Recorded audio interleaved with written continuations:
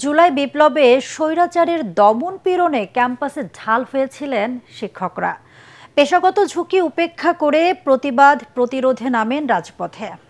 কারো সাহসী বক্তব্য বুলেটের মতো বিদ্ধ করে স্বৈরাচারের মসনদ, আবার কারো কবিতার উচ্চারিত শব্দ স্বৈরাচারের বিরুদ্ধে আন্দোলিত করে তোলে দেশবাসীকে। এমন দুজন শিক্ষকের কথা জানাচ্ছেন একরামুল হক সায়েব।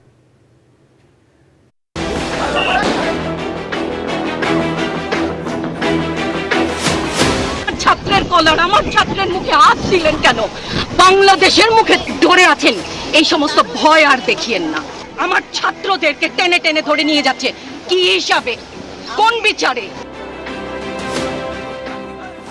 শিক্ষার্থীদের উপর স্বৈরাচারের নির্মম দমনপীড়নে শোকে ক্ষোভে একজন শিক্ষকের বুক ফাটানো চিৎকার।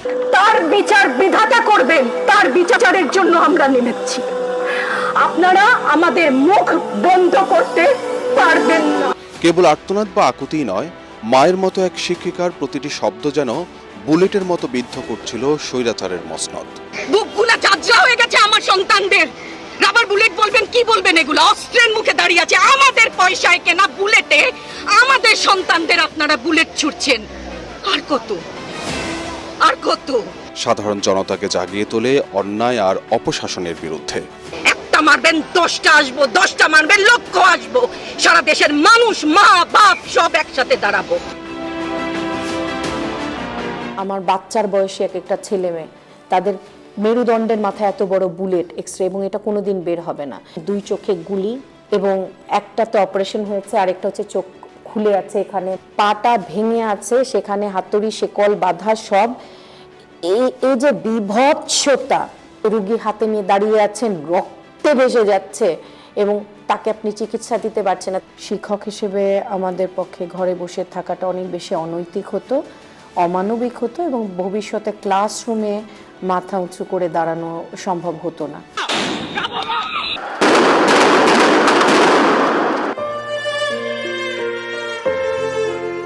যে পিতা সন্তানের লাশ শনাক্ত করতে ভয় পায়, আমি তাকে ঘৃণা করি। যে ভাই এখনো স্বাভাবিক নির্লজ্জ হয়ে আছে, আমি তাকে ঘৃণা করি।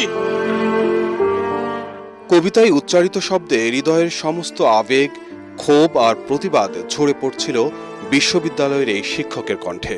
সত্যিই তো তখন দেশ মৃত্যু উপত্যকা।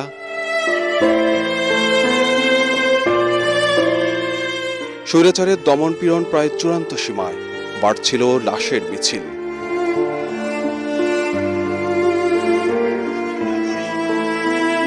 যে শিক্ষক, বুদ্ধিজীবী, কবি ও জ্ঞানী প্রকাশ্য পথে এই হত্যার প্রতিশোধ চায় না, আমি তাকে ঘৃণা করি।